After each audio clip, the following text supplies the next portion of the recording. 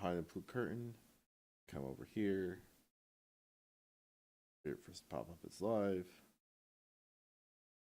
Then we go over here. And we're live here too. So we hit this button. Hello, welcome to some Derps Talk About Games. I'm your co-host, Mango. And I am your co-host, Buddy. And today we're going to talk a little bit about Fast and Furious, the fourth Fast and the Furious movie, the Vin Diesel drives cars cinematic universe. But before we do that, Buddy, why don't you tell the folks at home what it is we do on this podcast? On this podcast, we like to talk about games. Okay, yes, so it is Fast and Furious. This is the fourth one. It is nonsensically named. These are all nonsensically named, but they're just getting crazier as we go, okay? They're just getting crazier and crazier.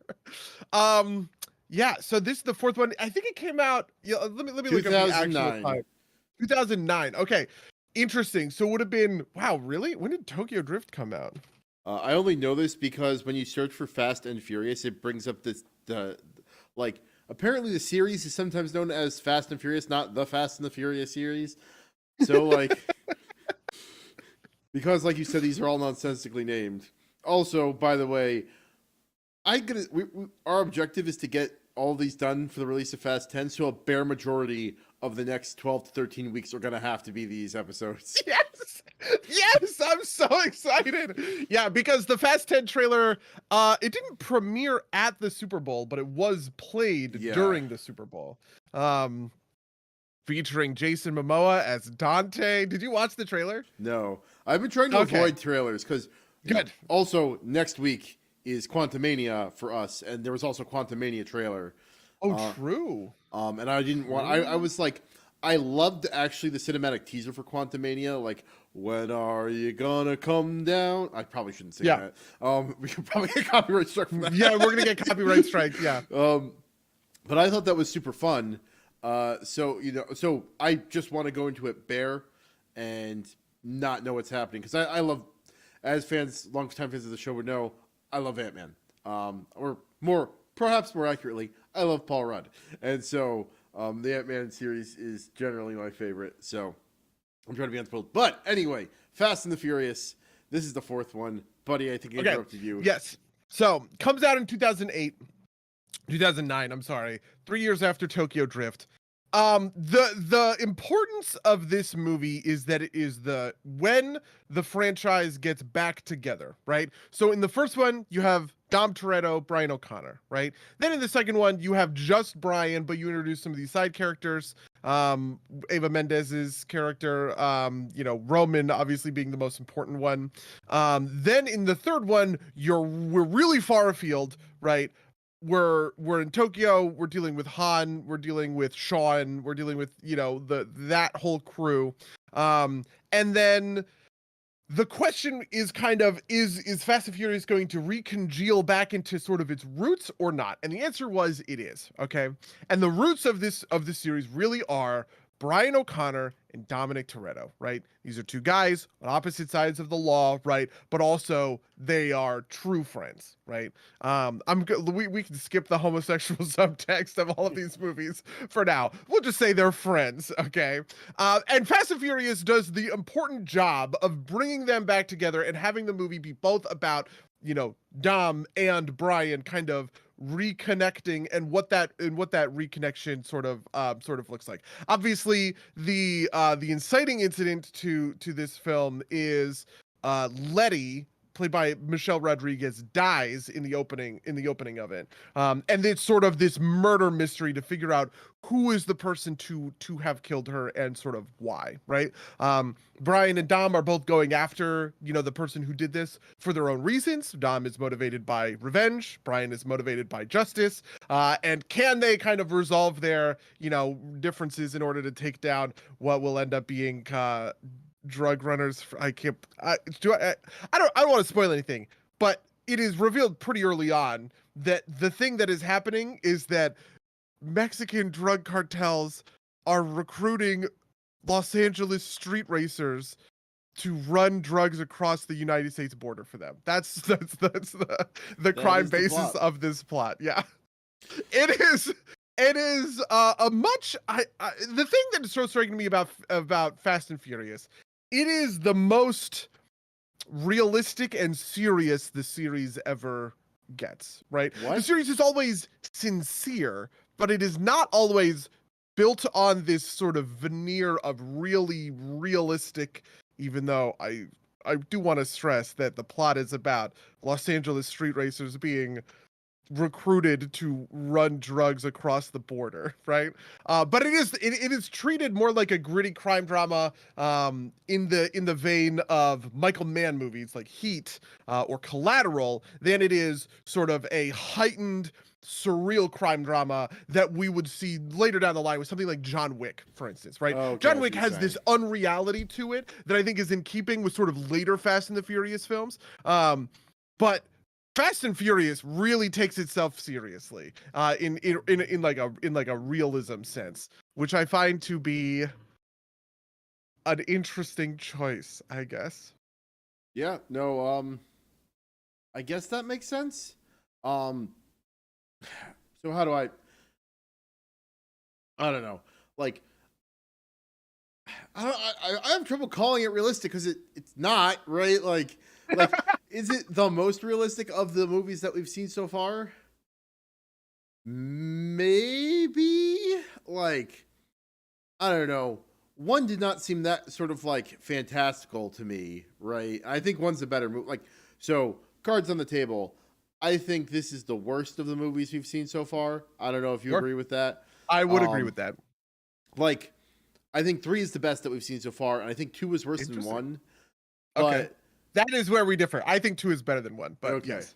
So I think 2 seems like it's fundamental in a way, right? But like, this is kind of like I hesitate to call it like the Matrix effect or whatever, but like it's kind of in that,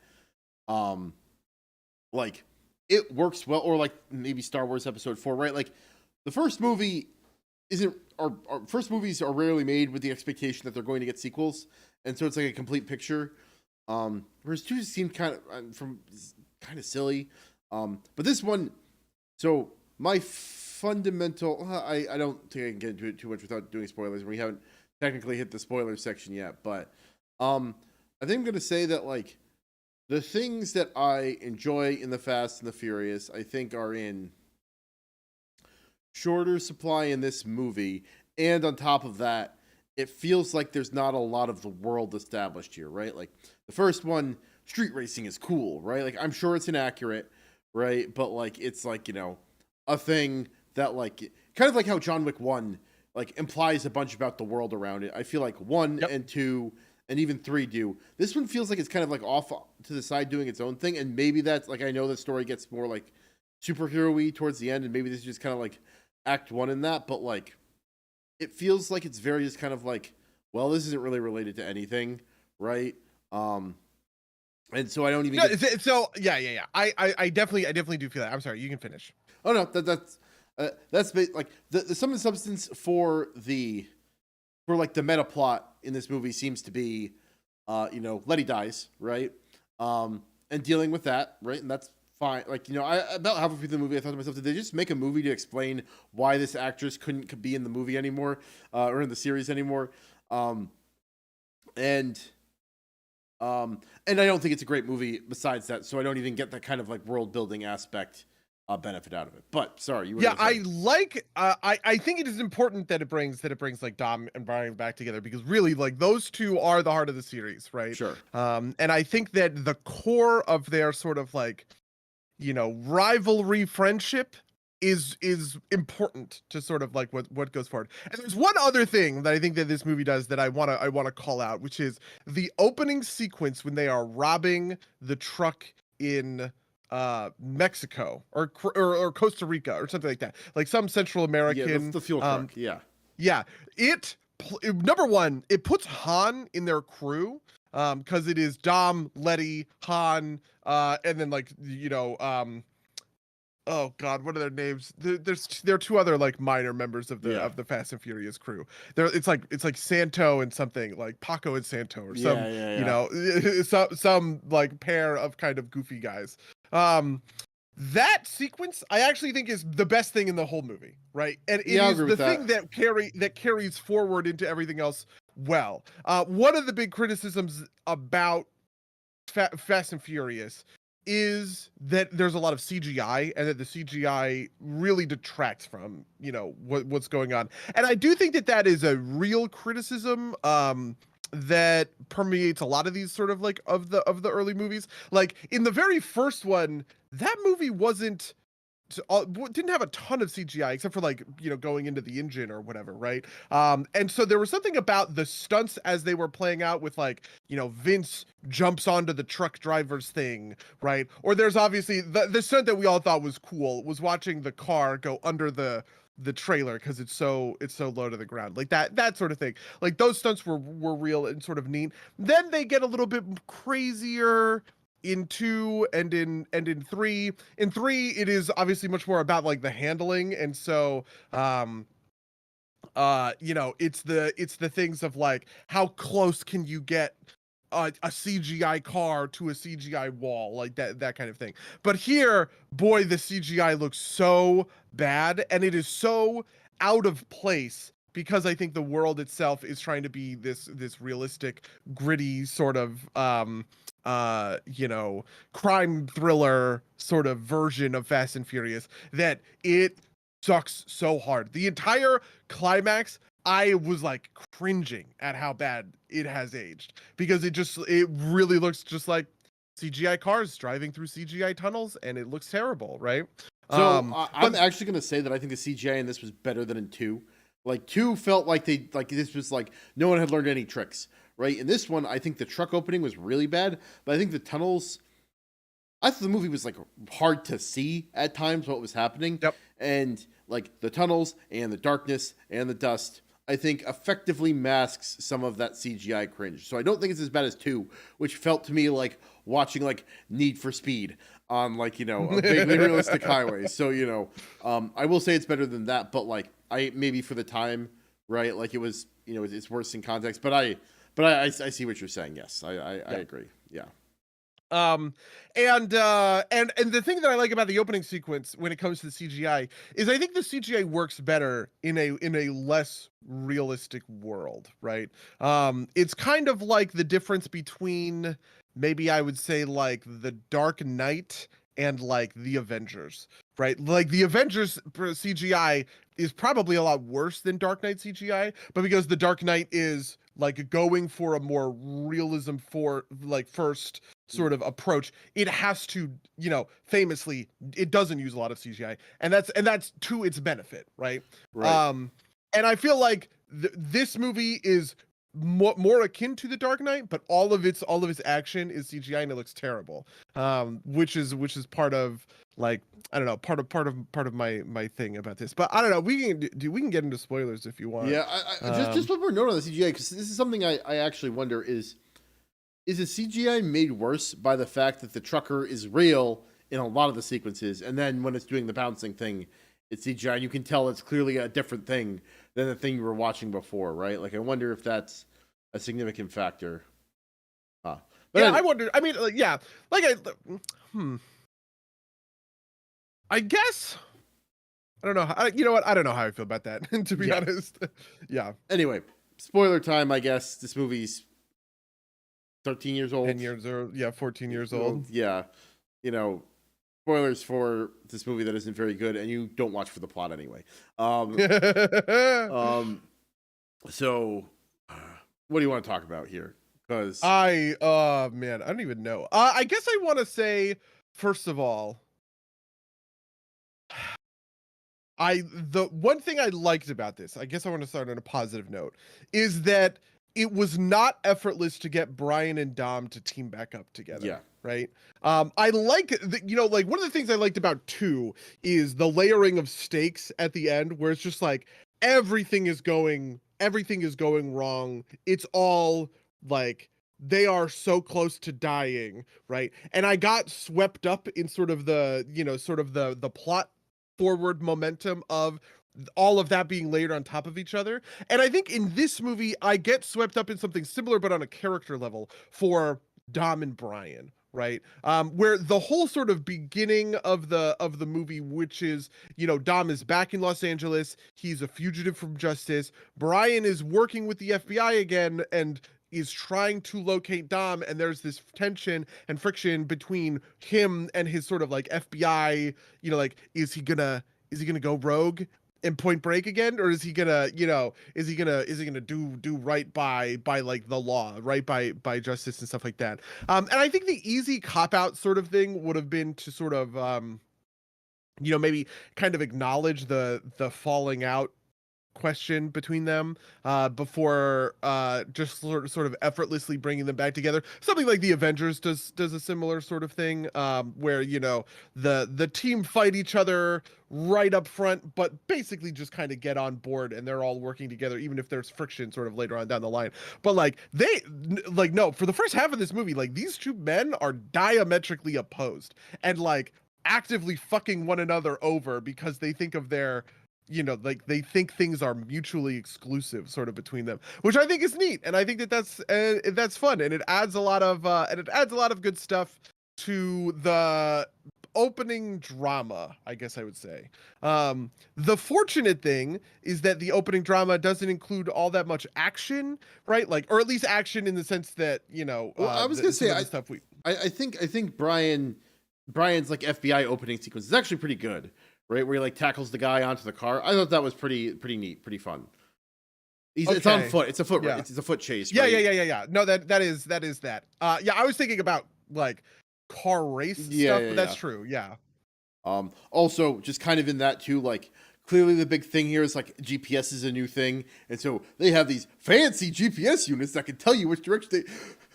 Isn't it annoying when your GPS keeps trying to reroute you, buddy? Isn't it? In 2009 with technology. 2009 when you have your Garmin, you had to buy a little computer for your car and like stick it to your thing because not everybody had phones. This was right on the precipice of smartphones. Right.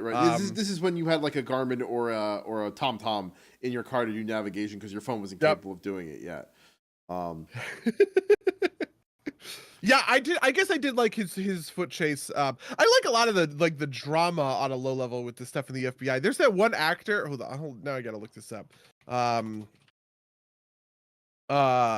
There's this one actor there who just like is the most like normal guy who I love to see in this role because he's just so goddamn it. What is this the weenie, the guy that gets beat up and has like yeah. And it has a scar on his nose for the entire movie. Shane Wiggum. Shane Wiggum. Oh, that sounds familiar. Because he's in a bunch of things, and he just like does a good job at like this role, and sort of I don't know, like being the archetypal sort of like law enforcement friction. By the way, I think the two guys I'm thinking of are now that I'm looking at them, Tigo. His name is Tigo, really, and Omar. Sounds about right. Yeah. Huh. Shelley Wiggum was a detective in Joker. I did not know that. Yeah, I mean the thing that I always think of for in like that is I don't want to say it's his most famous role, but it feels like it's his most famous role is the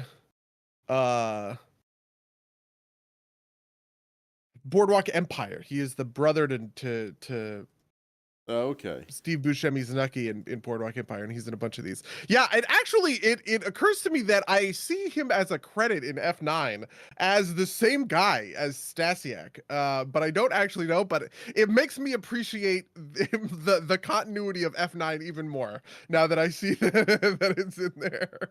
It was about halfway through this movie when I like looked at like the new female character. I'm like, wait, is that Gal Gadot? And sure enough, it is. Yeah, it is, and it is also like her first role. Basically, one of the things that was funny when I like did my big deep dive is how many people really got their start in the Fast and Furious franchise, and the answer is like quite a lot. Like The Rock made it big off of his appearance in the next movie, which is Fast 5, right? Gal Gadot shows up in this one, and is obviously kind of like her jump into stardom. It just feels like there's kind of a lot of that. Yeah. So what else about this movie? Are we already out of things to talk about 20 minutes in? So like what? So the villains in this movie are, there's like I will grant you that it's there's so little to go off of that it's actually a fairly it's fairly decent at being a twist where like I did not see the man in the suit not being the real guy initially, right? Like I don't think, but like also it's not like there's a lot going, like it's not like Briga, right? That's the villain's name. um the two main villains are Briga and Phoenix. And Phoenix being like a big Yeah, like the enforcer type. yeah. Yeah. But he's also the one that like, that Dom wants to kill, right? Because he directly killed Letty. I don't know. Briga just seems kind of like whatever. Like they don't seem super active in the plot, which like it just kind of seem like forces to be acted against, which is fine. It's just like not super. They're not super compelling. Like I don't see a good reason why the old man in the suit even exists. Like, like there's no explanation as to why Briga gets called away, who we don't know is Briga, into the back room and has this drink with this old man, which leads Paul Walker to believe that that the old man's Briga, but there's like no explanation for any of that, right? Like, or why he he got brought out to do the drop, right? Like it feels like there's like a missing scene where like Briga figures out that everybody like that they think that the old man is Briga, right? Because otherwise, I don't know. This feels kind of nitpicky, but it also gets kind of obvious. Like why, like how does any of this make sense? But whatever. Yeah, I don't know. These villains don't feel like they're very well put together to me. Do you have any thoughts? Do I have any thoughts? Yes, in the sense that I think is Braga is the Braga. guy. I think the thing that sucks about Braga is they kind of like the unassuming crime lord thing has been done a couple of times. You know what I mean? Like there's a number of different versions of this where someone is sort of eventually revealed to be like it is the quiet guy, Right. right? And there's normally a level of menace that comes with that. Actually, okay, I have a great example of this. So in the comic book Fables, right? For the first couple of books of that, maybe the first like 25, 30 issues, right? There was this question of who is the emperor, right? So Fables is the story of a bunch of like fables from, fairy tales and stuff, and they all live this like secret life of whatever in a neighborhood in New York City. And the reason that they're in New York City is they were on the run from this fabled emperor who has taken over and oppressed all of their magical kingdoms in his gigantic empire, right? And for a while there was this question as to who was the emperor. We didn't know, right? And eventually you find the emperor and you learn that he's this gigantic, super tall, massive, huge orc guy, and he is gigantic and domineering and all of this other sort of stuff. And then in the course of a plot twist, you actually find out that emperor is a gigantic puppet that has been wished to life by the real emperor, who is the incredibly powerful wizard. I know this sounds dumb, but trust me, Geppetto, right? Pinocchio's dad. So it turns out that Geppetto has been using his powers to make, these puppets turn real, to make like this incredibly strong army of, wooden soldiers who are like impervious to all this sorts of damage, everything. And he is both quiet and unassuming, but also really menacing, right? Because there's a lot to his subterfuge and the way that he has been, kind of manipulating the things from behind the scenes or whatever that gets revealed, and it's a satisfying reveal. I don't think Braga comes up to that level of interest because the guy who they meet, his name is Campos. He's just not, he has the sort of unassuming nature, but he doesn't have the menacing nature, right? So when the transition is sort of supposed to happen, I just kind of don't believe it. Do you know what I mean? Oh yeah, like that he's too braggadocious to have hidden the whole time, or Yeah, something like and that. it's almost like it's like he, it's like it is insisting that he is actually a threat, not showing me that he is actually a threat. Do you know what I mean? Yeah, That's really yeah. what it comes down to. Yeah, that makes sense. Um, yeah, yeah, that totally makes sense to me. Also, like, it also kind of like, this is just coming to me now. I watched this right before we recorded, like maybe like finished like a half hour before, but like Sure. it kind of implies that everybody that isn't the new drivers knows who like that who Braga actually is, right? Like, which seems it seems it seems like maybe there's just like something dropped on the cutting room floor where like these drivers are supposed to be disposable, and that's why they don't ever tell him who he actually is. And Phoenix knows because Phoenix is like trusted bodyguard or whatever, right? Like, um, where like it feels weird to have like not cut.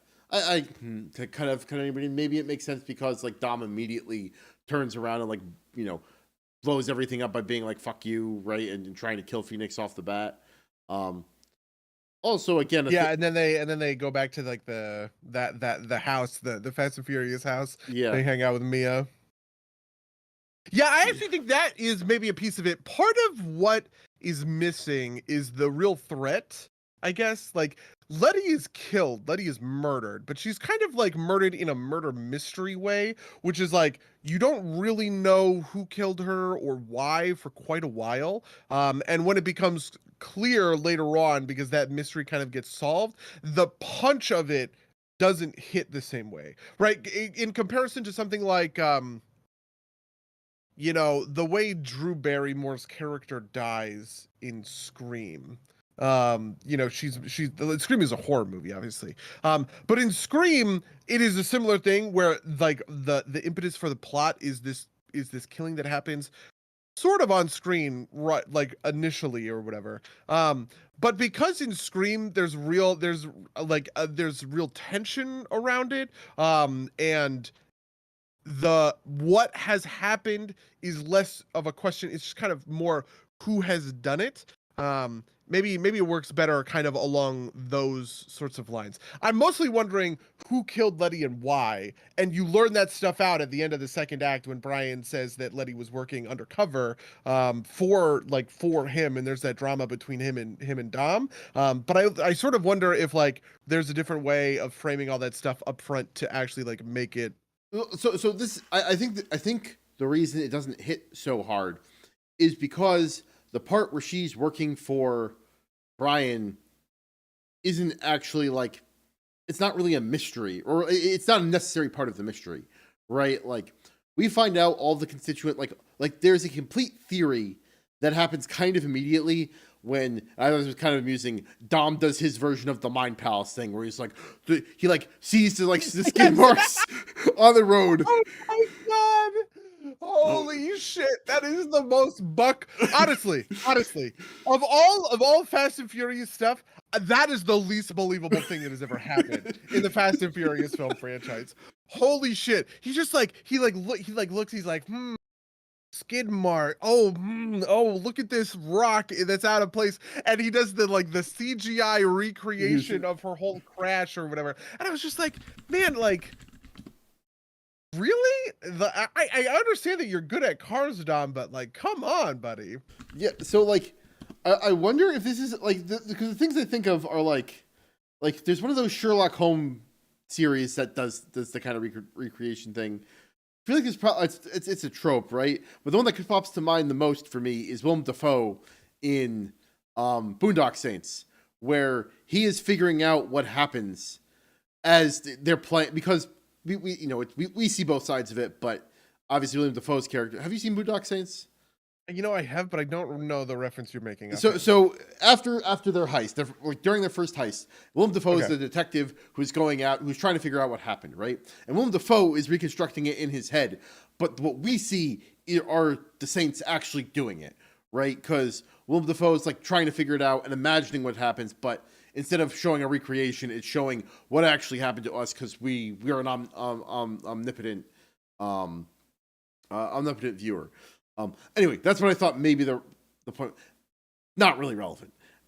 Point being that that Dom doing this, right, tells us that someone killed Letty in a car, right? And like the person who does it, it's not like it's not like the reveal is like, and it was, I don't know, Ramon or something, right? It's not like it was a character we know. Basically, someone killed Letty in a car for some reason. We already know that Letty's like, a criminal character, right? Like, so like the explanation that she got mixed up in something bad and she got killed for it, it's like a satisfying enough resolution, right? Like the twist that she was working for Brian in an attempt to clear Dominic's name is like appreciated but not necessary, right? Like, oh, I see what you're saying. Yes, I think I do agree with that. Like that's not really a mystery. Yeah, right? yes. Yeah. Her motivation for being there isn't a mystery until it's revealed that it's for something, or it's not a mystery, it's just an extra detail that gets told to us. Right? Like the mystery is solved the moment that Dom figures out that like somebody killed her with the car, right? Like who it is a unknown fact, but it's not really a mystery in that, like, it's not like we have like, there's no tension in that, like, oh, there's like a group of people and we don't know who it is. It's just kind of like an external third party that you need to figure out. It's a crime story and not a mystery, if that makes sense.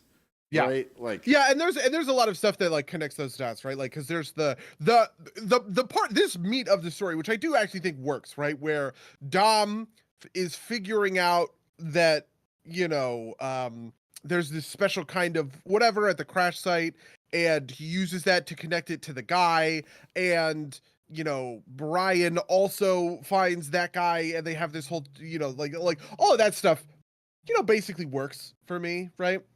It's kind of when it goes off the rails a little bit is when it becomes one more about the cars, where I think the car action is less satisfying, except for that first, heist, right?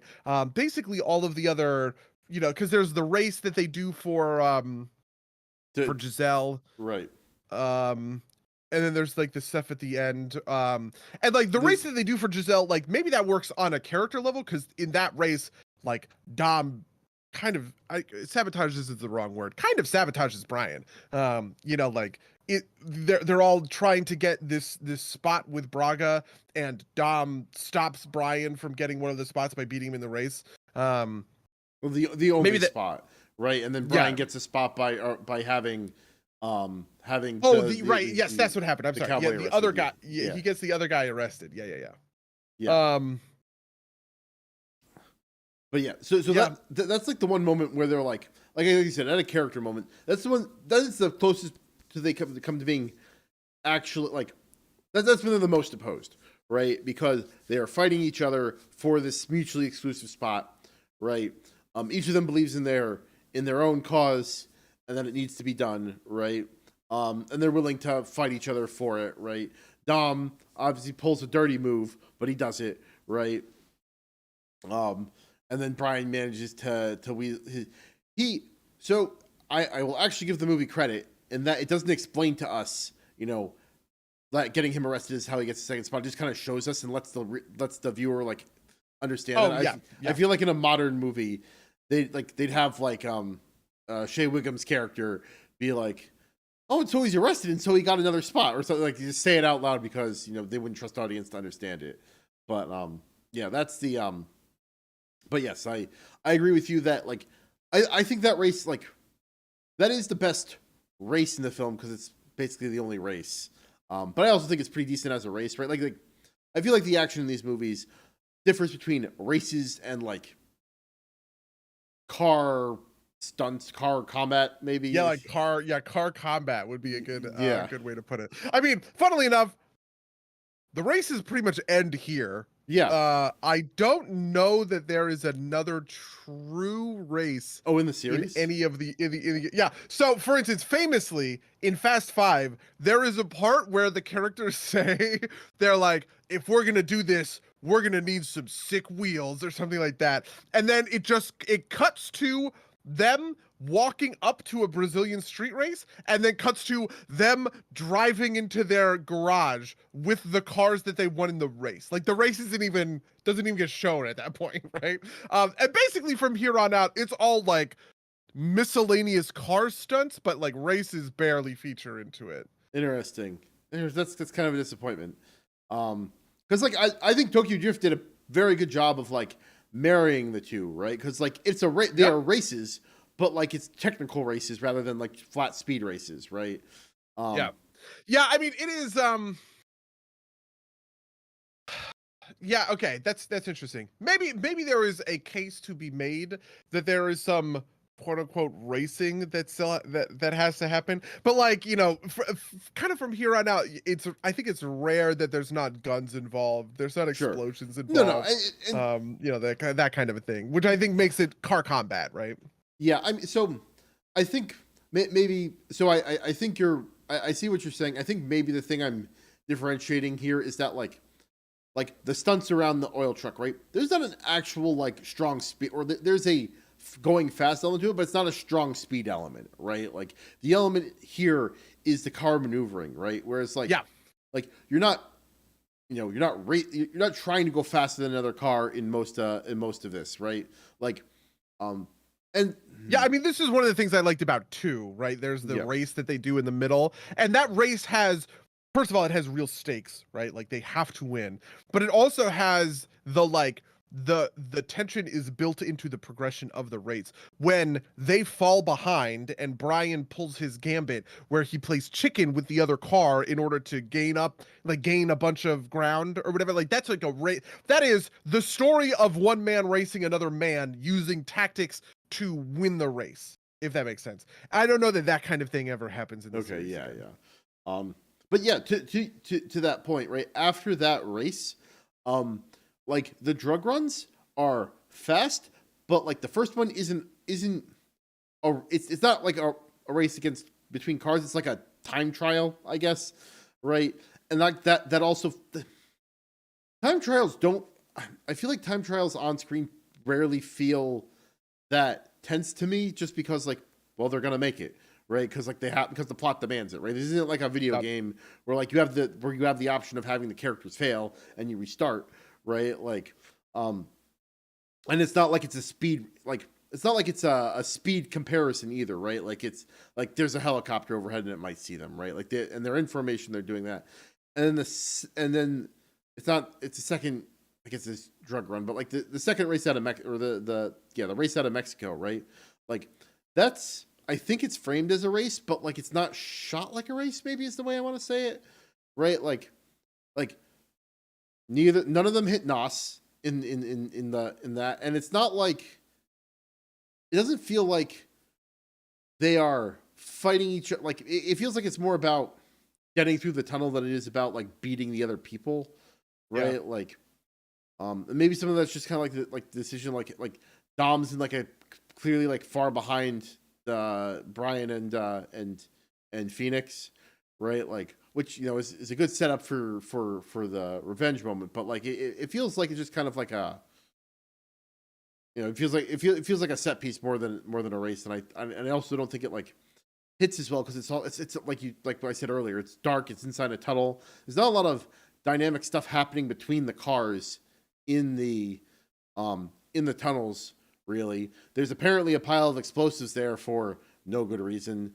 That Dom forced one of the car, you know, it's a pile of explosives there explicitly for Dom to get somebody to drive into to bring the tunnel down, right, and put tension into the scene. Yeah, I mean, I know that when I construct clandestine tunnels to smuggle drugs across, you know, the border from Mexico to the United States, I make sure to pack a ton of explosives into this really highly valuable tunnel that I am using as the core of my heroin trafficking business, right? Like, I don't know. I think I probably agree. Honestly, I think maybe it's just the character element. I think the best races in the series so far have been races that have had that really kind of core character element and tension to them, right? For instance, there is a time trial that I think is good, which is Brian and Roman on the highway, right? And it's because they're sort of doing this dance, this friendship dance, right? Where they're like kind of reconnecting their you know, they're doing banter or whatever, right? But that is functionally a time trial to like who can get to the, I don't remember what it was. It was like $25,000 in an impound lot or something like that. And it's just like,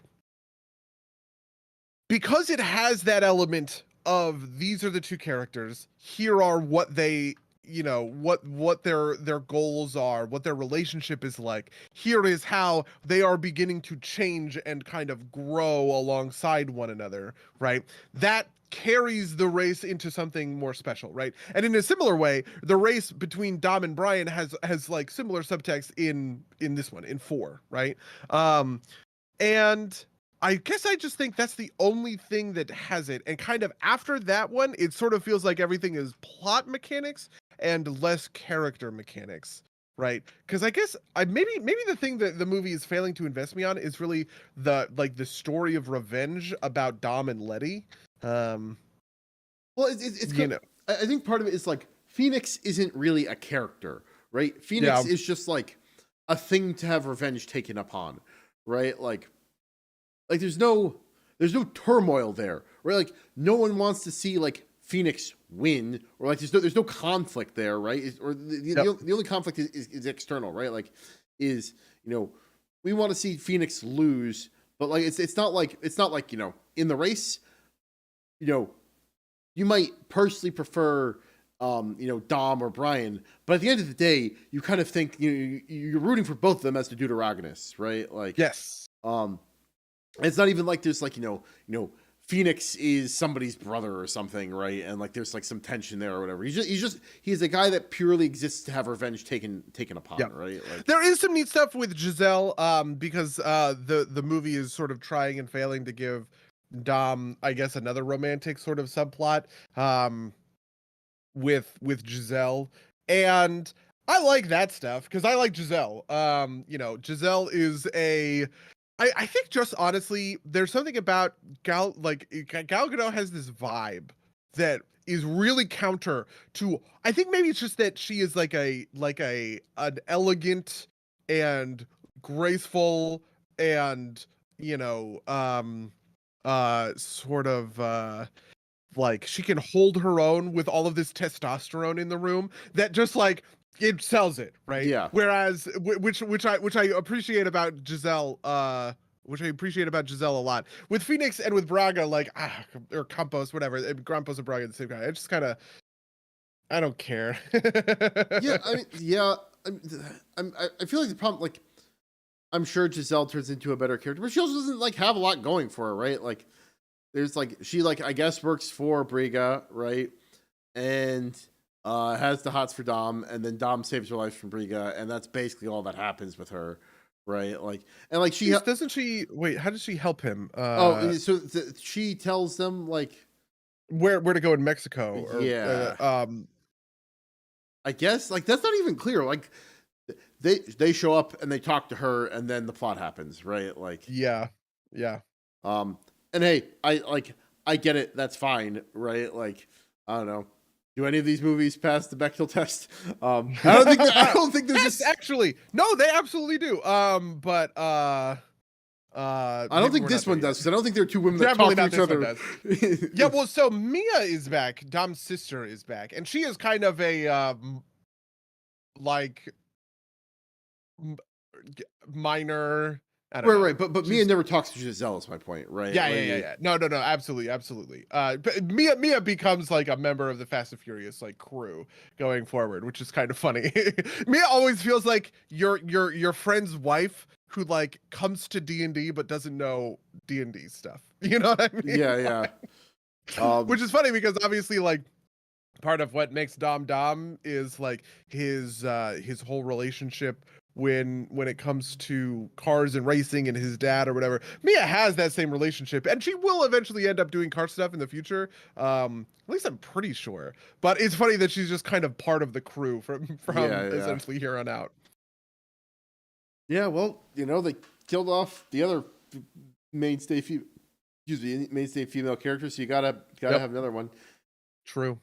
Okay, I have like nothing more to say about this I one. don't think I do At either. the end of the day, this movie sort of sucks, and Yeah. I think it is the.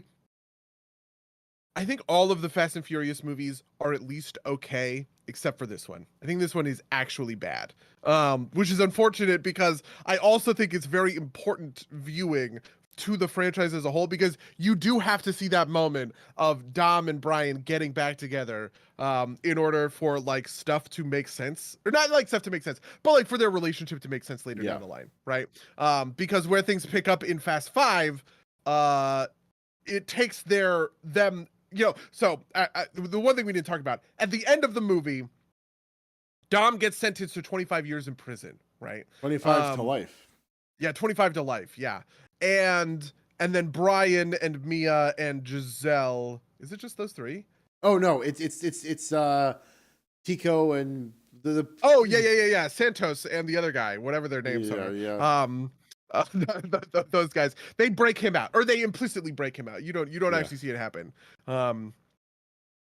But he is this is what creates the crew, right? This core Fast and Furious crew, and it's important that Fast 5 picks up with that crew intact and existing, even if like it wouldn't, like it would be hard to skip from 3 to 5 and have that make sense, especially because there are a number of people who are sort of reintroduced into the plot here that are interesting. Though I want to say this also puts Fast 4 earlier in the timeline, right? Because Han is a member of Dom's crew in Costa Rica in the very beginning. So this is a prequel to Fast and Furious Tokyo Drift, even though Tokyo Drift everyone is using flip phones, and by 2009 we're not in flip phones era anymore. It's only going to get wackier from there.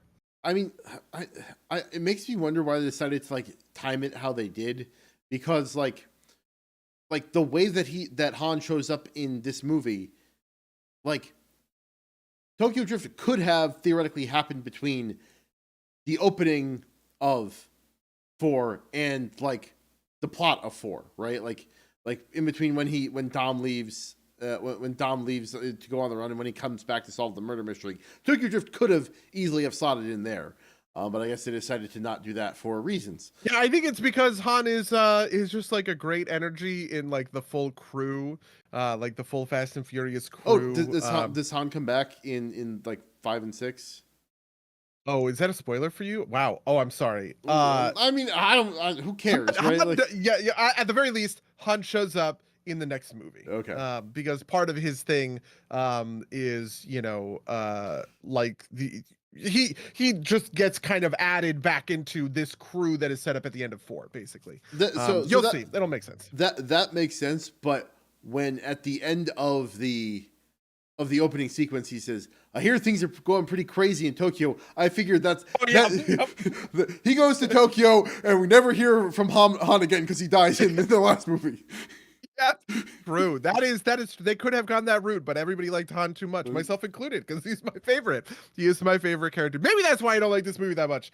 Is there's no good Han action in there, in there. Yeah. All right. Well. Okay. Do you have any predictions for Fast 5 and 6 and beyond coming out of this one? I know what do I know? I know The Rock shows up at some point. I know Jason Statham shows up at some point. Also true. I know that doesn't John Cena show up at some point? That's like much later, right? I know Paul Walker dies, and they have that moment where Vin Diesel and Brian like look at each other through the windows as the road splits. These are these are the things I know about the Fast and Furious. There are some buck wild things that are coming up, and I guess I won't say anything more about that, because getting your honest reaction to some of this stuff is what makes this fun. Yeah, no. It is kind of crazy to me that we are so aligned in terms of what we think is good and bad in these movies. Not that there's a lot of disagreement. There is not a lot of in like Star Wars fandom, right? You could have a million different arguments with a million different people on how to rank those movies. I don't think there's that many arguments about the Fast and Furious movies. Everyone pretty much agrees, one of them is the best one. 4 is the worst one. Tokyo Drift is better than people thought. Even though it sounds fucking stupid, right? Like like that kind of stuff. So yeah. Yeah.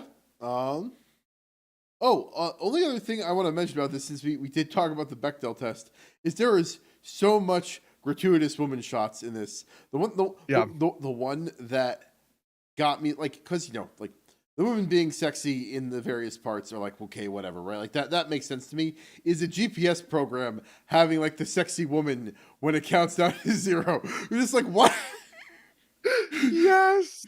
Oh, that yeah. And also you can tell that they wanted to make the guy that gets arrested a loser because he's a foot guy, right? Like yeah, because he has a foot fetish. Yeah. Gotta do a little kink shaming. Yeah.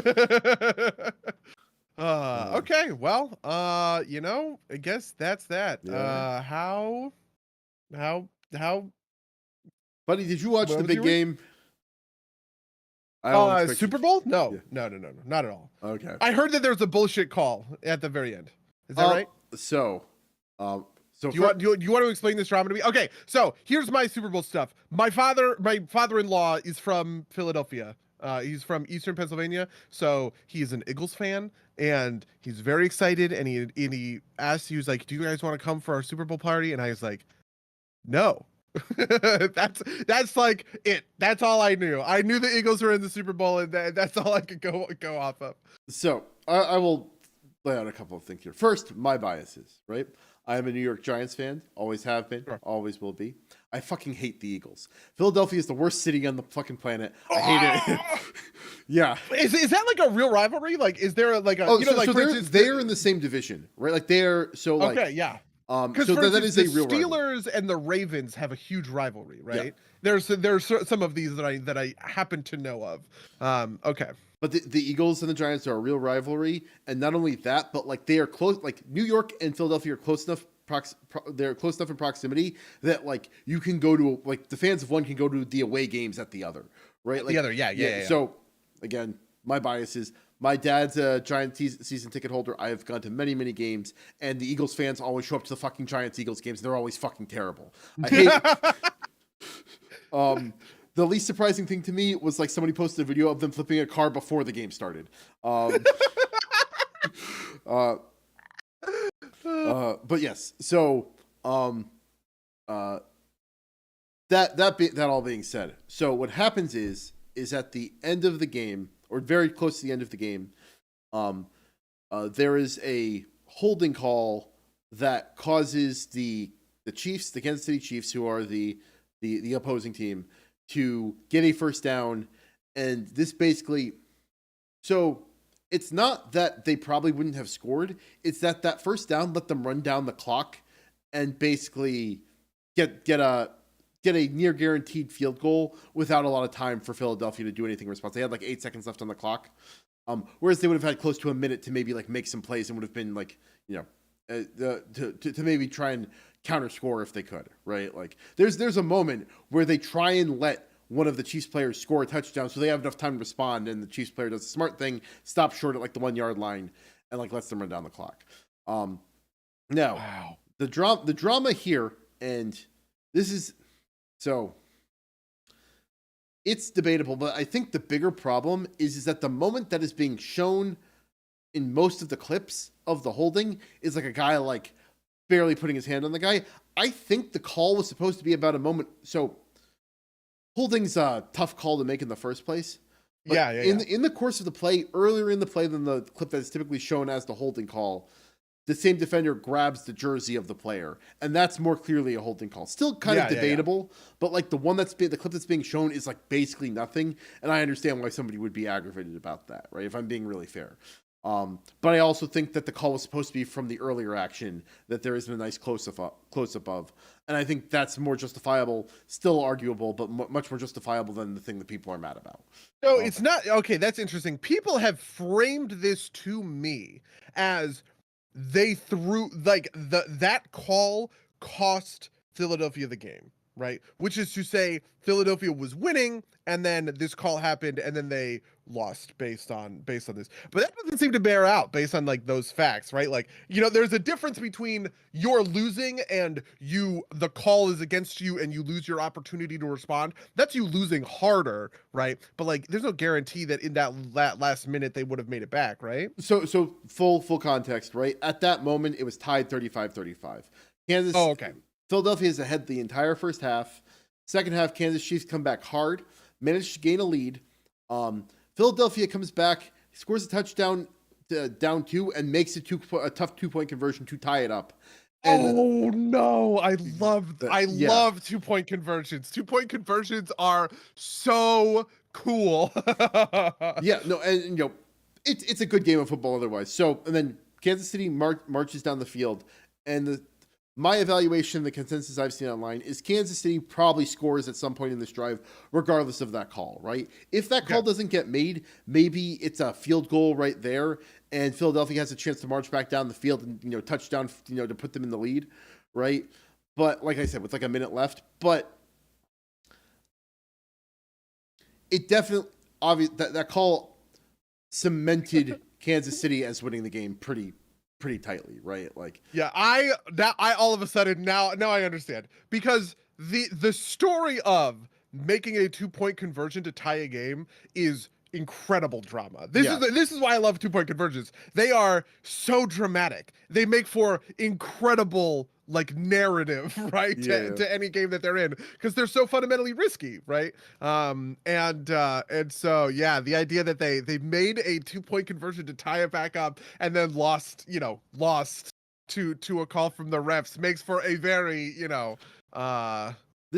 good story, I think. The other drama on the Super Bowl is, I don't know if you know anything about the stadium, but it is a stadium in Arizona.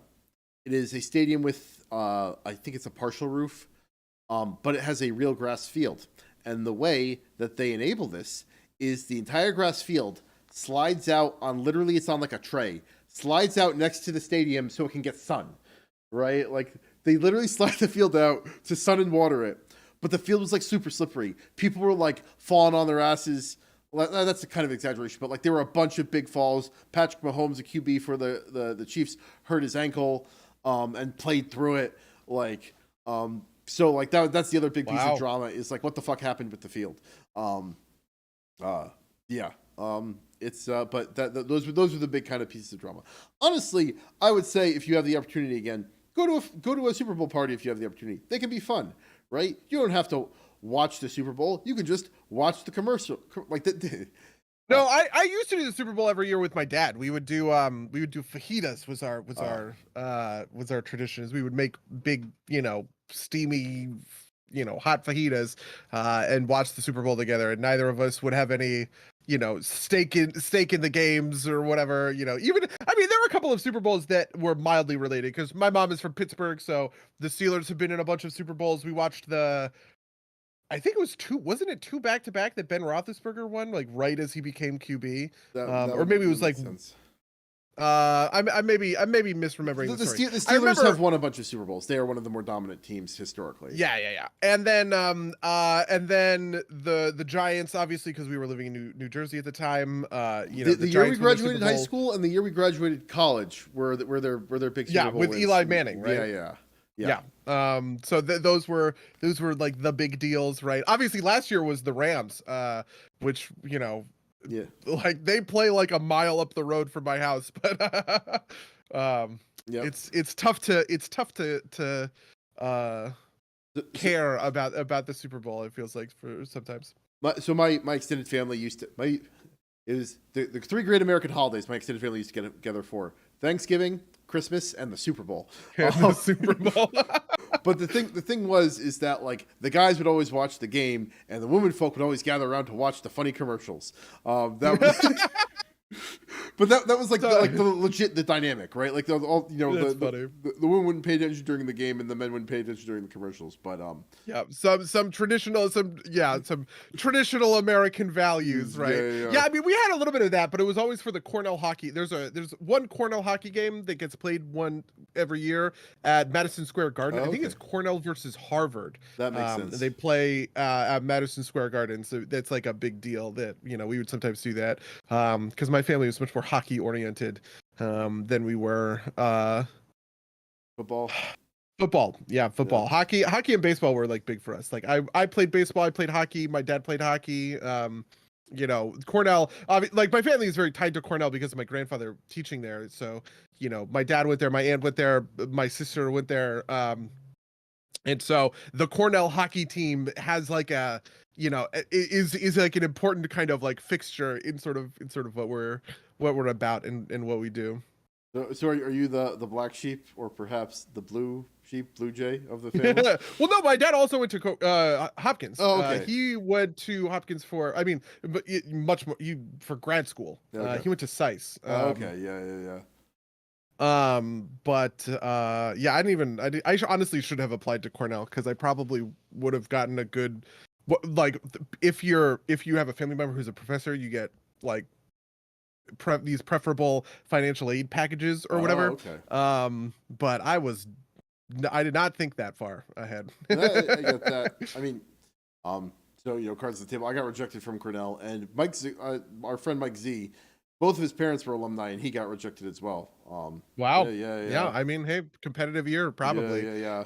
I got in pretty comfortably. I feel like to Hopkins, but I think that was because I wasn't applying as an engineering or like a doctor. One of the things that was funny was when they ask you what your like intended major is, and I later learned that when you put down writing seminars, they send your application essay to professors in the writing seminars program, and the professors give their they're the ones who essentially rate your acceptance essay, which I thought was very different and very interesting. But yeah, that's one of the things I have heard about. My particular acceptance story to Hopkins is that when you go to Hopkins and you are specifically looking for a program that's not the pre-med program, it like wildly changes your chances because of how they're looking to get different types of students. Yeah, and so my understanding is that Hopkins doesn't have like a formal pre-med program, but like the typical pre-med majors, the most famous of which is biomedical engineering, you have kind of like more stringent acceptance criterion, and you can transfer in afterwards. Like our friend Rohan was like a chemical engineer and basically like bullied his way into a BME double major because that's like the way he operates. But that's true. That is the way he operates, isn't it? But yeah. So now that we've gone down college memory lane, but yeah. So the Super Bowl was my week. It was focus on my weekend. I think it was fun. I don't think there were any commercials that I thought were particularly great. The one that popped out to me the most is probably the U2 commercial. Just because the ad was like about UFOs, and like that was also the major news story of the day. Because they shot down that UFO. Well, four of them now. Have you not been following this?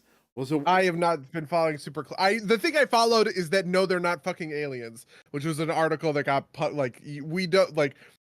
They didn't know what they were, but that doesn't mean they're fucking aliens. You moron was kind of the tone. I'm sorry. Hold on. I could find. I should find this so that you can include it in the in the show notes. Yeah. No, I mean, there was also like, what was it? So the first one was a known Chinese spy balloon. The next three we don't know about, we don't know about. The military says at least the first one they know what it is, but they're not saying yet. Somebody asked somebody in the military about aliens, and he responded or extraterrestrial, and his response was, "I'm not ruling out anything," which is like kind of exactly the response you give if it's definitely not aliens, right? Like, I mean, fun fact, I found this from Super Bunny Hop actually is the person who retweeted this article onto my feed, and then I went to go read it. The title of the article is "It's not aliens. It'll probably never be aliens. So stop. Please just stop." There's no indication of aliens or extraterrestrial activity with these recent takedowns from Ars Technica, which I thought was pretty funny. Yeah, So, I mean, yeah. I don't know, right? Like, I feel like if it's like, I feel like the more important thing is if it's aliens, I don't think we'll ever know, right? Like, Do you believe in aliens? um, I think there's probably a greater than not likelihood that there's other life in the universe. Mm, I don't know, like it's like Fermi paradox stuff, right? Like I yeah. don't know if the likelihood of it being intelligent, right, or their relative advancements as compared to us, right? But I think that there's like there's life out there somewhere else. But like, I also don't think that if they were coming to Earth, that they would like send octagonal shaped things above, like No, yeah, Huron. I absolutely agree. I think that they're probably somewhere. The universe is so insanely vast. This is Fermi paradox, right? The universe is just so absolutely insanely vast that just by the numbers, right, there probably are others. Um, and I would definitely agree with that. But I don't, like obviously, I don't think that we've had any alien contact along Yeah, those sorts of lines, yeah. just because of how hard it is to travel through space. Yeah, no. The only way I think that it could be aliens is if it Oh, was excuse me. like, bless you, like an escape pod scenario, right? Like a Clark Kent, right? Like, not that I think that Oh, that's sure. likely, right? Like, but that's the only way that's the way that aliens show up in this manner. Is like, some escape pod is in the atmosphere. It's not like, I don't think anybody's intentionally contacting us this way, and I also don't think it's probably aliens regardless. But Ooh, oh, excuse me. bless you. But yeah, that's some derps talk about Okay. aliens. Yeah, some terms talk about aliens. True. Um, True. Otherwise, I've been playing WoW and been playing God of War Ragnarok. Something that I realized the other day that's kind of fun to me. Oh, and also Marvel Snap. But the thing that's about Ragnarok that's been interesting to me is like I feel like God of War Ragnarok might be the most Dark Souls experience I've had actually, which is a weird thing to say, but what I mean by it is like if I ever got very frustrated with a boss in Elden Ring or Dark Souls 3, I'd be like calling in other people or doing summons. That's not an option in God of War Ragnarok, and the new God of Wars are a little bit slower paced and have like that. It's not quite as commit focused um as Dark Souls was, but like there's definitely a level, and I play on hard. There's definitely a level of you have to do it if you're gonna win, right? Like you can't just like let it go. You can't just like cheat your way through it, or like easy mode your way through it. So although you literally you could turn down the difficulty if you want, but you can't. What I mean is you can't. There's no like way around it. But it's been a good time. How about you? How's your week been? How's my week been? What have I been doing? I've been doing WoW stuff. There's a lot of like maintenance stuff that I've been doing in WoW, with professions. Just like like the weekly stuff for like mining and herbalism or whatever is like the therapy that I've always wanted. Just like some reason to just fly around and mine to a certain, for a certain amount of time each week is like amazing, and I have been enjoying it quite a lot. Um, I finally got to the point on one of my characters where I can guarantee 5-star alloy crafts, which is really nice and useful. It means I can start really making money on these alloys in the way that I've always kind of like wanted to be making this sort of money.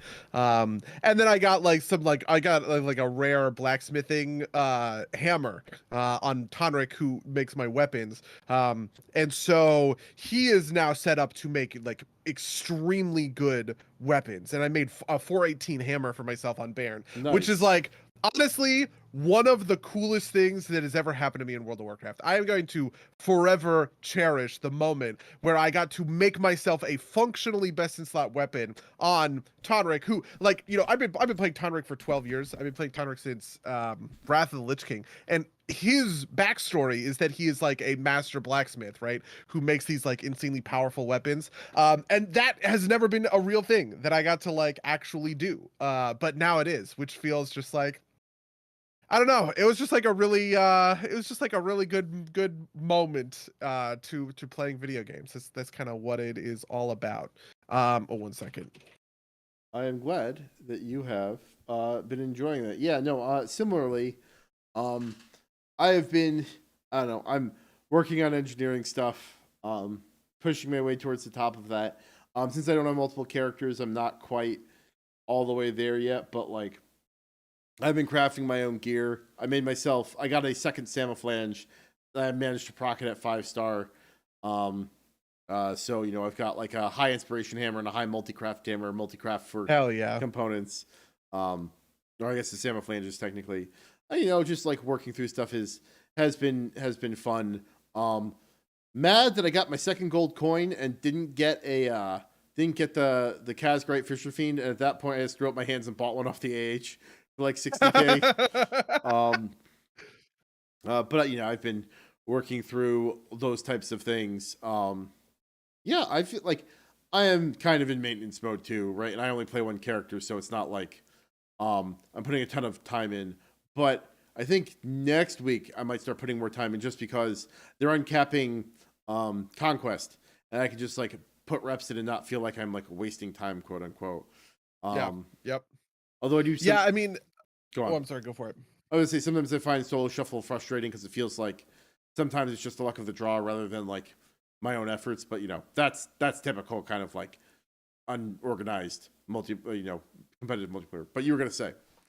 Yeah. So the uncapping of Conquest and Valor is a really interesting, really fun thing that's happening, because it's going to make spamming dungeons quite a lot more fun and interesting. Well, I did a bunch of dungeons. We're really trying to push towards 20s. That's the thing. It's like we want to get a 20 completed in all of the dungeons. So you get if you do that before the end of the season, you get a teleport to that dungeon. And I just think that that's like neat. That's like a fun, neat thing to kind of like push for.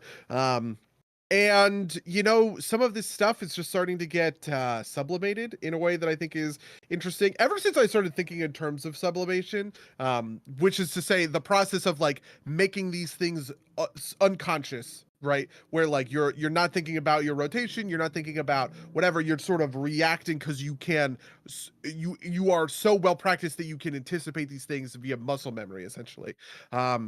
Doing that with some of these dungeons is like really satisfying. We did it with no Cood offensive, and we did a no Cood offensive. We two chested a no Cood offensive 16, which just felt really good to like execute without mistakes. Just we knew our packs, we knew where we were going, we knew what we were interrupting, all of this other sort of stuff.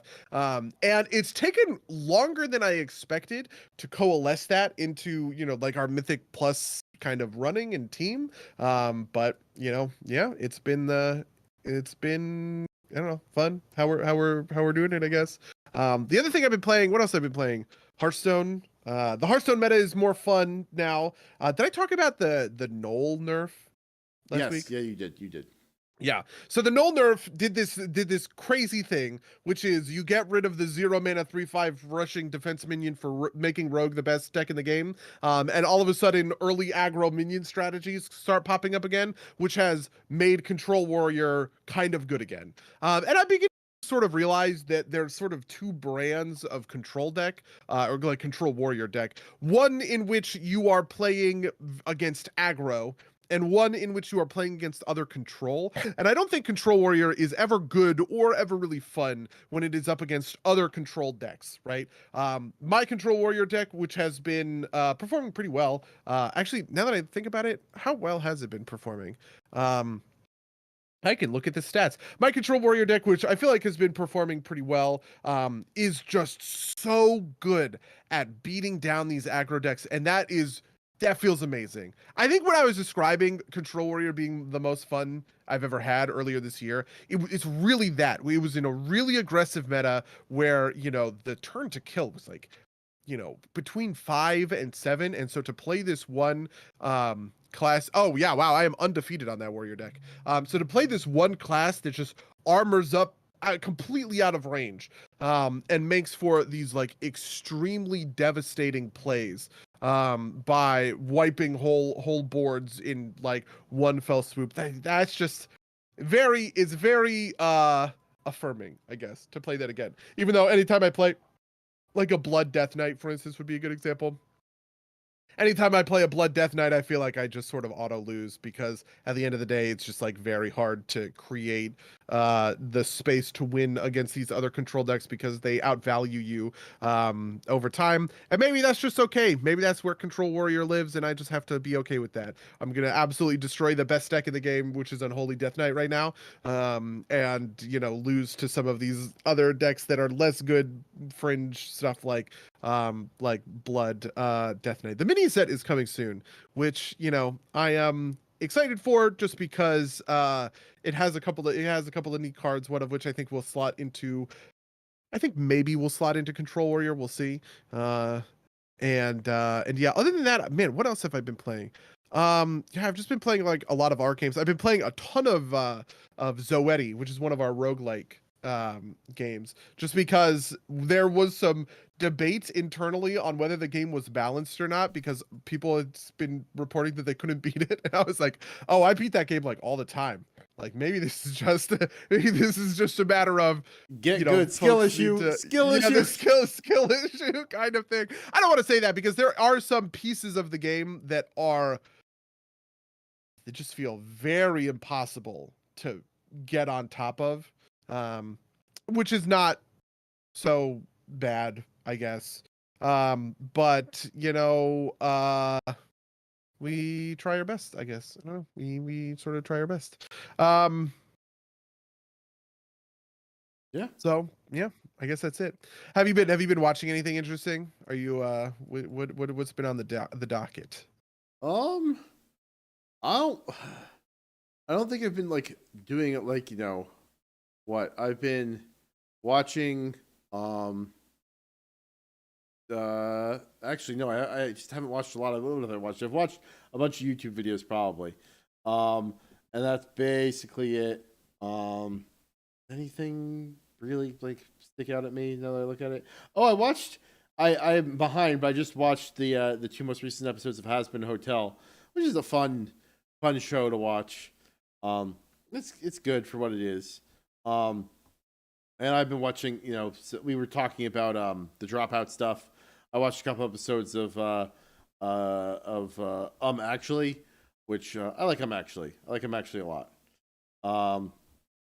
Yeah, Actually is one that Rachel likes to show me because especially if it's a topic that I know a lot about, I will be able to answer the questions before the contestants will. Yeah. I like Game Changer as a piece of entertainment. I like Actually as like a game show to play along with, right? Like, yeah. Yep. No, there was an episode of Game Changer that I absolutely despised, that I couldn't even finish watching, which was one where they were, I think it was like the first or second season, where like they were betting points on whether or not a thing actually existed or not, like behind the curtain. And I hated it so much because I immediately saw the problem with it, which is like they went to each person and they said, does this exist or not? And you bet a number, right? And if it existed, you doubled your money, and if it didn't, you got rid of it. But they're just rotating through people, so like naturally their chances to win money or like win prizes were, so the objective was that they'd actually win the stuff. But like your only opportunity to gain points is if it actually exists, right? It's not like if it's not like you could bet that it didn't exist and make money off of it, right? This is like just like a systemic problem with the game. Is like if you don't have the same opportunity to guess things, then like it's not a fair game. It just drove me bonkers. There's one episode of Game Changers, I don't know if you saw it, but I saw clips from it that I thought were really funny, which was like about heart rate. They needed to keep their heart rate down. Oh, I think I've seen a clip from it. Yeah. Yeah, the clip that was making the rounds that I thought was hilarious was it was the question is hidden essentially, right? But they play like a little mini game, and at the end of the mini game, it sort of reveals what the question is, and like they can kind of figure it out. Right. And so what it was is it was like Brendan Lee Mulligan, two other people, and so Sam the announcer goes to the first person and he says, we're gonna play what's this bird? And he puts a bird up there and it's a bald eagle. The guy goes, oh, it's a bald eagle. And then the second guy, he goes, okay, what's this bird? He puts it up there, it's a flamingo. He goes, oh, a flamingo. He puts the third one up there for Brendan Lee Mulligan, and it is some bird you have never seen in your fucking life. And he's like, and then he's like, ooh, really the answer I was looking for was roseate spoonbill. That was no way he would have gotten that. There was, And so they did a couple of rounds of that or whatever, and he's like, the question for this round was, can Brennan lose? I don't know if you've seen, but there's the spoilers for Game Changer season 2, but there is an episode where the game is like the game is basically like Sam says yes no, or like yes or no, and everybody has to guess yes or no, and trying to figure out what the rule is, right? And the rule is just like Brendan Lee Mulligan's always wrong, right? Like,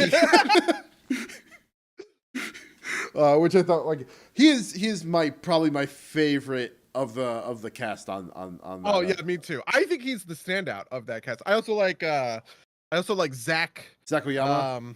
Zach Oyama is Yeah. my other favorite. Those two together. The three of them that do like the sound one. Yeah, I forget who the sound one is so funny. I want to die sometimes. Yeah. Like there's this one that they do, which is like it's like one of you is the devil, the other is the angel on his shoulder, and he's talking about maybe eating an egg that like a hard-boiled egg that he left in his car 2 weeks ago, and it's maybe spoiled. And it's like that clip has got to exist somewhere. It is the funniest fucking shit I have ever watched. I was dying laughing. I think I was actually in the car when we were doing that. We were driving somewhere, and Rachel had put it on in the car, and I was laughing so hard. I was like, I'm gonna fucking crash this car because I am laughing so hard. Very good, very good.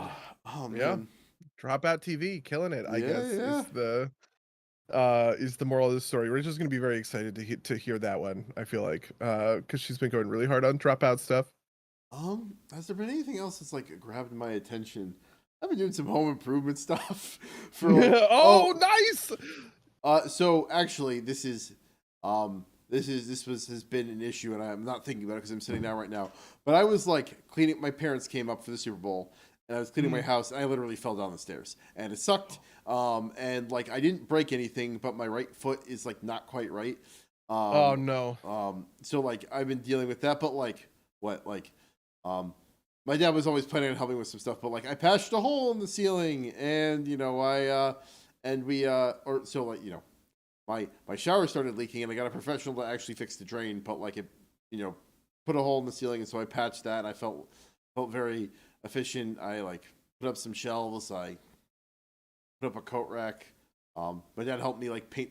So the house I purchased, one of the rooms was like a kid's room, and it's like deep shade of blue with like marks on the walls and like dirty carpet. But like we've primed the walls so I could paint it a new color if I wanted. Feels it's fun to do home ownership stuff, or at least I find a lot of satisfaction in it. Yeah, fair enough. Yeah, I mean, I was watching stuff all week. What was I watching? I'm trying to catch up on Stranger Things. Is my news thing, and then I've also been clearing. I'm almost done with Andor, and I'm literally on the last episode, and I don't want to watch it because it's so good, and I don't want it to be over. Yeah, no, I need to go watch that at some point. I need to get caught up on a bunch of stuff. Yeah, there's so many of those things that I feel like I need to get caught up on. Somebody was telling me about Loki is like a predecessor to Quantumania, and that you're supposed to watch Loki before watching Quantumania. Really? And I was like, I don't fucking believe that. I think that's not true. But what if it is true? Oh, fuck me, shoot me, hit me with your car. I don't want to do this. You know what I mean? I might go watch Quantumania just because of that. Because I want, or not Quantumania, Loki. I wanted to watch Loki. Yeah. I felt like I couldn't watch Loki until I went and watched Falcon and the Winter Soldier, and But I'm just gonna go watch Loki This because is fuck it. it. This is it, right? This is the, that feeling of just like infinite Marvel shit to kind of keep up with. Yeah. Um yeah. Um, And then there's going to be infinite DCU stuff to keep up with. Yay. Yeah. 2 Ezra Millers. 2 Ezra Millers. Did you watch the Flash trailer?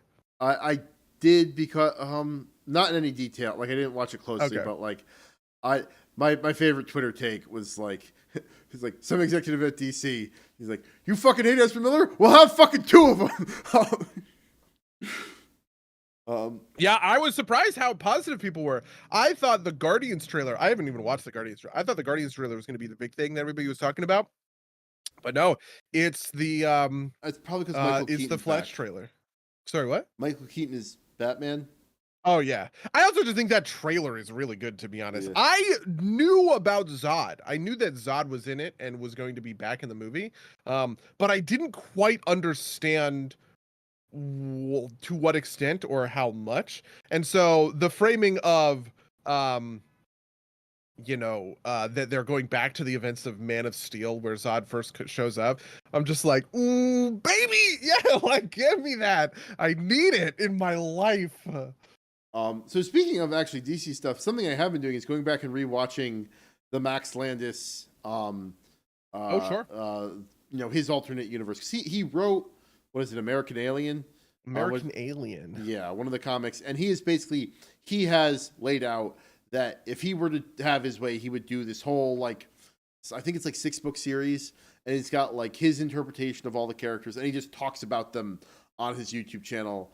And apparently, he's had like a feature-length animated thing in the works for a long time, or maybe it's not animated, but like he posts like short videos from it, and like I went and rewatched his Flash video, which is in his universe, Barry Allen's like this arrogant scientist who ends up like working for Lex because he's like in debt, but like everybody thinks the Flash is a robot, but he's not. It's Barry Allen inside the suit, and at some point he basically, so the framing for the video is that the entity known as the Flash has revealed himself to be Barry Allen, and then immediately goes to Langley and turns himself into the FBI to try and protect himself and his family from Lex Luthor.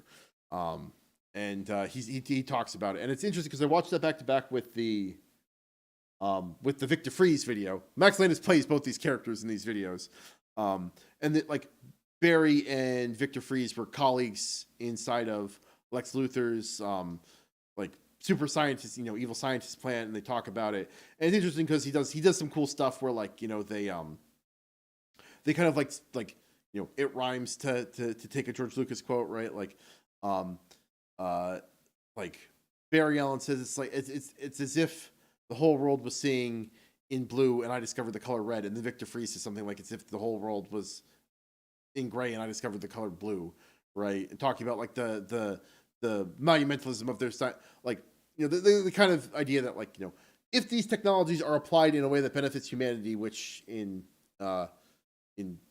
Max Landis' universe, these characters want to, but they're under the thumb of Lex, so they can't. Like, could be transformative in a way that's very positive for humanity. And so he also obviously doesn't know his science super great. This is actually to bring it back to our discussion of Fast and Furious. This is something I was thinking of. Is like I feel like Fast and Furious is like right on the edge of when you can like when movies started running out of excuses for getting things like very wrong. Right? Yeah. Like I feel like it's happening all throughout the aughts where like there's a point where like maybe even like to a point where like you might understand where it's expensive to like hire a professional to tell you what you've got fucked up. And then at some point, right, it's like just fucking Google it, man. You can tell like the obvious stuff, right? Like and that I feel like that happens like right around like the late aughts. Maybe I'm wrong on the timing. Okay. Of that. Yeah. In Fast 9, sure, or Fast 4. Fast and 4, right? It felt like that was the last time like you could like because it felt like there was some stuff in there that like seemed super ridiculous. I can't remember what it was, but there was something that was like this is like way too unbelievable to like pass like basic muster. And like you just can't get away with that kind of thing anymore. Yeah. But yeah. Um, anything else you want to talk about? God, is there anything else I want to talk about? Did you happen to give Marvel Snap a try? No, I still haven't. Fine. I watched a lot of it. I basically spent like 2.5 hours watching my friend Patrick play. He was playing a discard deck using Hela And MODOK. and the Swarm. Yeah, MODOK was in the deck. MODOK is the seasonal card. So that's Okay. he's big. It's a Quantum Yeah, theme season kind of. he was doing a thing. It was what was he doing? He was doing MODOK. He was doing Hela. He was doing Calling Wing. He was doing Death. I don't know, just like a bunch of different cards. Apocalypse was in there. I don't know how Apocalypse works. I really didn't get a sense for how any of this stuff works, but it was funny just like being in the call and understanding because he was talking about like he was streaming in Discord for a bunch of us to watch. And I was working on my other screen. And it was just interesting that we were having this kind of like conversation, and that he knew he was like able to predict so much about what his opponents were going to do based on like their early plays and stuff like that. I just thought that was neat. I thought that was neat. I thought that was I don't know. I thought that was cute. Yeah, no, it's a neat game, right? Like you get consistency by virtue of the fact that it's a 12-card deck, and you're going to see like approximately 9 of your cards, right? Like, so it's a very interesting game, and I'm having fun with it so far. I haven't bought the second season pass yet, but like I've been playing the shit out of it. I'm like regularly clearing the missions, so I probably will at some point. But yeah, fun game. Okay. Easy to pick up. It's kind of my go-to. Like I need a break from work, or I need to go to the bathroom or whatever. It's my go-to. Oh yeah, that has been mining in WoW for me. That like if I am listening to like a podcast on something, or like watching like a video, or just kind of like mindlessly just like decompressing, I am mostly getting onto a character that hasn't done the weeklies for that profession, and I am just like going out and mining nodes until I get all of my things. So yeah, so that's actually I cannot. That's different, right? Like I have to concentrate, so it has to be something that I can do without like if I need a break from work, or if I need something to distract me on the toilet, I play Marvel Snap. Oh, I see. I can't listen to a podcast and play that game at the same time. Oh, yeah, okay, that would make sense. Yeah, yeah. But that has been most of my week. Yeah. Okay, well, I All guess right. that's it. Yeah. Ending on time for once in our fucking lives. Let's go. Yeah. If you'd like to email us about any of the things we talked about on the show, you can email us at subdersplaygames@gmail.com or podcast@subdersplaygames.com. You can follow us on Twitch.tv/subdersplaygames or youtube.com/@subdersplaygames, where these go out live. We've got a Patreon. Rate and review us wherever you find podcasts. Buddy, that's everything I have. Do you have anything you want to promote? I don't really have anything to promote. I'm playing co-op this week on the Aquapara stream. People want to come hang out. It's we're doing co-op Rain World again. So that's Friday at 10 a.m. Pacific, 1 p.m. Eastern. Yeah, well, check it out. All right. With that, I'm going to say until next time, dear listeners. Until next time, loyal listeners.